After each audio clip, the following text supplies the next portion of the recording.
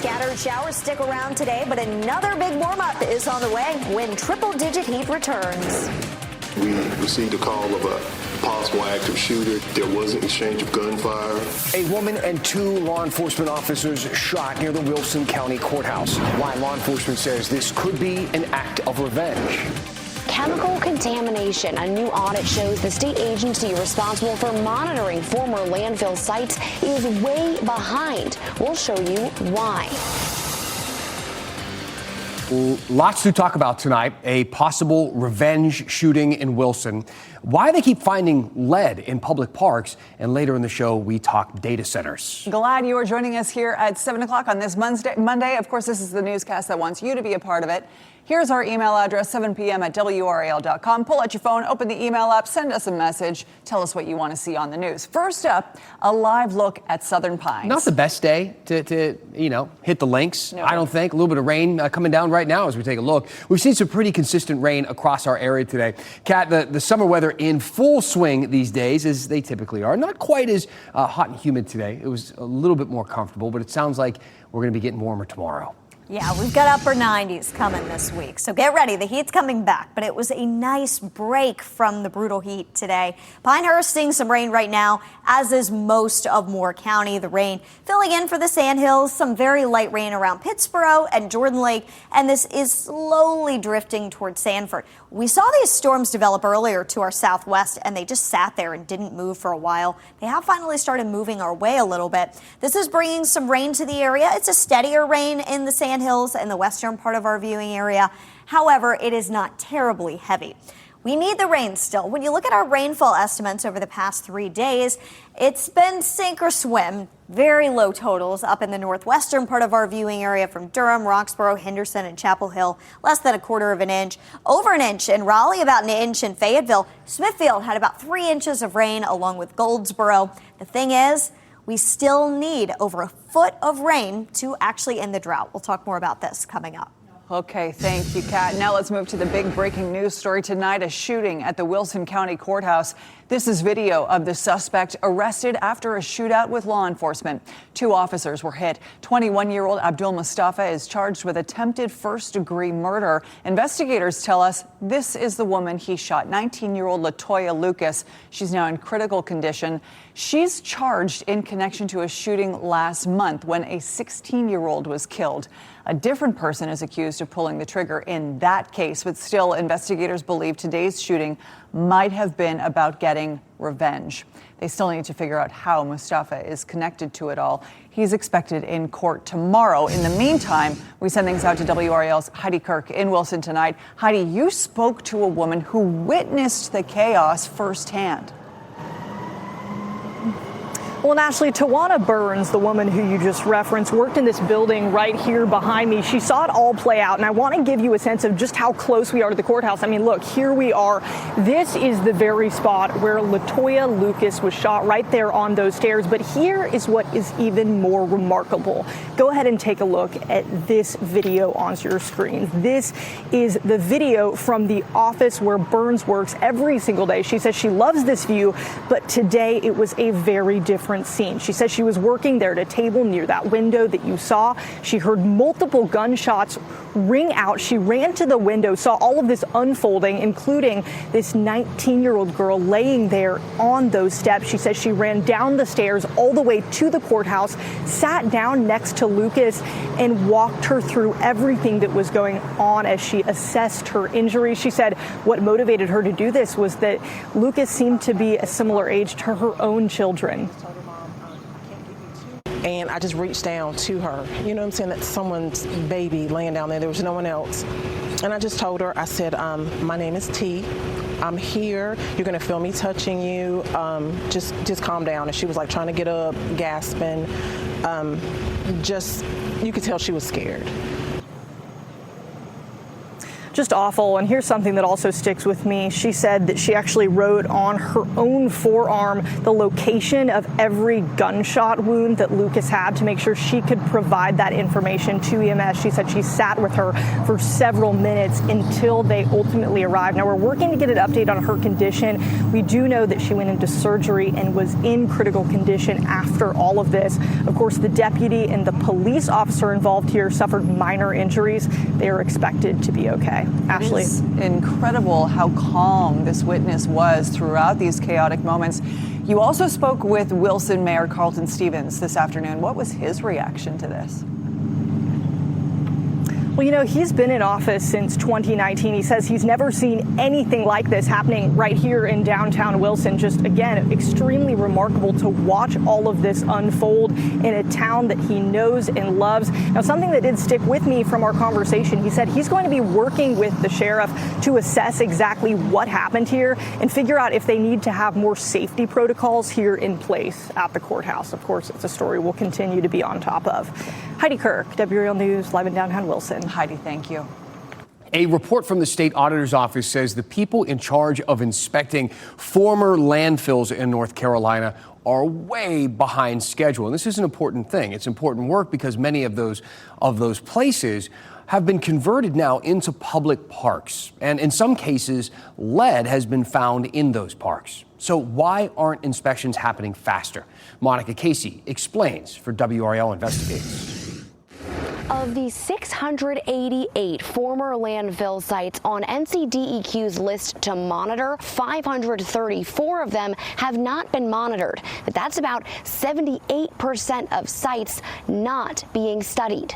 It's an issue because 84% of these sites are near homes, schools, churches, and wells. This is an area that deserves a look. State Auditor Dave Bullock explains the cost to do this work is high compared to the funding that's provided. You have complex issues ranging from funding issues to legal issues to administrative challenges. To investigate, assess, and remediate one site costs about $1.9 million. At that rate, the sites left on the list could cost a total of $1 billion. Bullock's office is recommending finding additional funding and working with the General Assembly to give the program more power to access landfill sites on private property. Should people be concerned? Not all of these sites are going to be hazardous. And just because they're on the list doesn't mean they're going to be hazardous. What it says is that there's a risk. The contaminants include TCE, which can cause cancer, 1,4-dioxane, which is a carcinogen, and lead, which poses special risk to children. Here in Durham, 5 parks were found to have lead. All 5 have been closed since 2023. The city's website says the final phase of analysis for parks is nearly complete. Staff is recommending hiring an independent consultant to review DEQ's data and evaluate remediation options.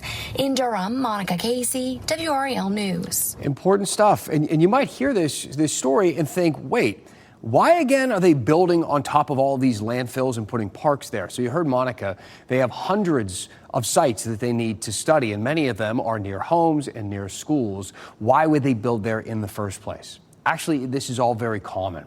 According to the Center for City Park Excellence, there are at least 1,000 parks in the United States built on top of landfills. For the most part, these parks don't have many problems at all. But the ones that do are usually the ones that were built before 1991. That was the year that the EPA put the mandatory procedures in place for closing landfills. You have to use a special canopy technology now. You have to use clay and soil and wells. There are a lot of things, and it's all pretty strict. Green Hills Country Park in Wake County, for instance, they opened in 2010. Southern Community Park in Chapel Hill opened in 2003. Both of those were built on landfills. Both followed those tougher regulations, and neither have had any issues with lead. But before 1991, when the rules were different, in the mid-1900s, lots of cities used incinerators to get rid of garbage. It was effective, but the ash that it left behind contained all types of harmful chemicals, things like arsenic, cadmium, lead. Those ashes were then dumped into those landfills, and some of those landfills later became parks. Those 5 parks in Durham where they found lead, all of them were built in the 1940s, 50s, and 60s. That's why we keep seeing these problems at those types of sites, because the rules were different when they were built. A bunch of local governments want to tighten the rules on a different kind of development: data centers. County after county putting temporary bans in place, but for one county, data centers may have started popping up were it not for one man who was paying close attention when nobody else was watching. That's after the break. And coming up later tonight on WRAL, a water rescue in Wilson's Mills. We hear from the fire and EMS crews who saved a family over the weekend. That is tonight on WRAL News at 11. We're back in 2 minutes.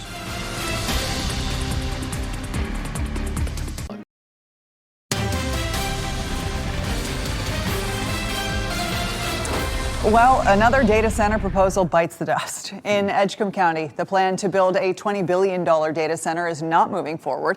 The company behind it, Energy Storage Solutions, pulled the plug. And now the county there is just thinking about passing a 2-year moratorium on any new data center projects. And if they did that, they would not be the first. No. Obviously, local governments all over our area have been passing these temporary bans on any new data center projects, and that includes Wake County. Others are getting that conversation started. Edgecombe County is just the latest example. Yeah, and it makes sense. I mean, this is the second time that a data center project has failed there. Last September, Edgecombe County rejected a separate $6 billion data center project after residents started protesting. But they only found out about that and that project because of an independent journalist, someone who was paying close attention, arguably maybe the only one paying attention. That journalist is this man, John Walker, the founder of My Tarboro Today. He was a big focus of the WRAL Doc Unit's most recent documentary, which is all about how local news is disappearing in a lot of smaller communities. Walker was there when the commissioners approved that plan for the $6 billion data center. He reported the story and the protests began. And after appearing in the doc, it sounds like Walker's reach is expanding. Here's WRAL documentary investigator Kristen Severance. Overwhelming is the word that I would use. John Walker has been humbled by the response, page views, and support after we first told you his story in our Left Uncovered documentary on the impact of news deserts. I've heard from people, Burlington, Edenton, Wilmington, all the ton towns, you know, and most of the boroughs also. Walker came to Tarboro as publisher of the Daily Southerner in 2012. The paper's parent company, CNHI, shut it down in 2014. Walker and his wife still live in Tarboro, where he runs the digital site My Tarboro Today, covering town council meetings, local sports, and obituaries. One man doing the work an entire newspaper used to do. Since the doc aired, his site visits went from 490,000 to more than 530,000. He's gained hundreds of new subscribers. To know that the feedback has been so positive, that people share my concern for local news, its importance, the fact that we need to know has just been amazing. One Facebook post called him a guiding light and local hero. Another credited Walker with alerting the community to a proposed data center in Edgecombe County. Because I covered the very first meeting when they went before a planning board and got a unanimous vote of support. After protests by the residents, the town council denied the application. But just a tremendous amount of support and credit for bringing that to the forefront. And as he wrote, we would probably have data centers in Edgecombe County right now had I not been there to cover that meeting. And that's what he wants others to take away from the documentary.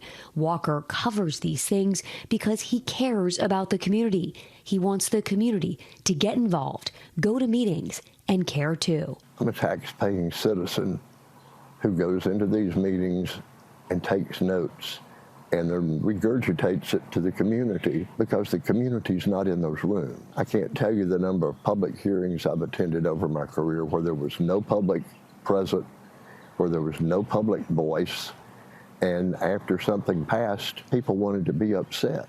This has reiterated and underscored to me that it is important, that the community wants to know, and I'm proud to be the one telling that story, sharing that information. In Tarboro, I'm WRAL documentary investigator Kristen Severance. So as you heard Kristen mention, John Walker's website, My Tarboro Today, started up when the area's only newspaper closed down. And there are lots of areas in North Carolina with this problem, and a few of them could be the site of the next big data center project. Microsoft is planning a data center in Person County. Amazon is developing one in Richmond County. They are among a huge group of North Carolina counties with just one local newspaper. And take a look at them all, shaded in yellow on this map. I mean, you look at them, all of them, and it's a lot. The counties in red, Northampton, Gates, Camden, Currituck, Hyde, and Jones counties, they don't have any local newspapers, zero. Big companies are looking for big land to house these big data centers, and that often means going into rural areas. Data centers are a big story right now, but they're just one big story. Without local newspapers, communities can only hope for more John Walkers, dedicated individuals, to keep up on what's going on. You can watch Left Uncovered inside North Carolina's news deserts right now on the WRAL YouTube page. Just search Left Uncovered. Kat, let's celebrate a little bit here because we have actually comfortable temperatures before the middle of the night. I mean, even we've had highs in the 80s overnight. So to have anything in the 70s, I'm here for it. I mean, this is more comfortable than some of the mornings that we have woken up to for the lows. It feels great outside today, especially for July. Enjoy it. 99's on the 7-day forecast. So it'll be here before we know it, too. 77 right now in Roxborough and Southern Pines. 75 in Goldsboro, 76 Rocky Mount, 78 here in the Triangle. Honestly, it's not too often that I start with the current temperatures map at this point in the evening. It's not usually the big story, but it really is today. The other story we've been watching today is the rain. A steadier rain is moving into the Sandhills. The storms remain to our south and west at this point, but the steady rain is starting to move in. It's pretty light still in Chatham County, a little bit heavier in spots in Moore County, but overall beneficial rain and the type of rain that your soil can really soak in. So it's nice to see that. Futurecast continues to just show these spotty showers moving through the area tonight. There could be a couple of areas of heavier rain in the southern part of our viewing area. We'll keep an eye on it. But we do have good news in terms of Falls Lake. Our main water source here in Raleigh is up. It's a foot higher today than it was last Wednesday. So we saw a foot increase in less than a week, and that is wonderful news and a step definitely in the right direction. However, we still need over 13 inches of rain to actually end the drought before the end of the month. Over the next few hours, we just have a 30% chance of rain. It wouldn't likely add up to much around the Triangle and Wake County. But our next weather maker is this area of high pressure. We've got a new heat dome that's going to be setting up starting Wednesday. It pushes this front to the south, and that front helped to trigger our rain chances over the past few days. With high pressure in place, not only does it kind of fizzle out the front, but it's also going to make temperatures climb again, and that is going to lead to quite the hot stretch. Check out the temperatures. Tomorrow isn't terrible, but it is hotter than today. 88 degrees with a heat index of 92. 95 Wednesday with a heat index of 99. And here you go. 99 Thursday, 98 Friday. Those days feature a heat index near 105. Hopefully you enjoyed our upper 70s to lower 80s today. If you do want to get out tomorrow, since it's not too hot yet, in the morning, if you're going for a walk or a jog on the greenways, temps will be in the low to mid 70s. It'll be cloudy. By the afternoon, we'll start to see some peaks of sunshine. Highs reach the upper 80s tomorrow. Humidity, not taking a big dip anytime soon. Temperatures go back up. Over the weekend, storm chances are a little bit higher. We've got a 40% chance Saturday and Sunday. However, these still look like your more typical July afternoon and evening storms, so they'll be pretty hit or miss. All right. Thank you, Kat. On this day in 1974, this man was the first to ever go hang gliding off of Grandfather Mountain. You can't do this anymore. It's not allowed. But the guy in the picture from 1974, well, he found somewhere else to go hang gliding. And you might even recognize it. It's our one last thing after the break.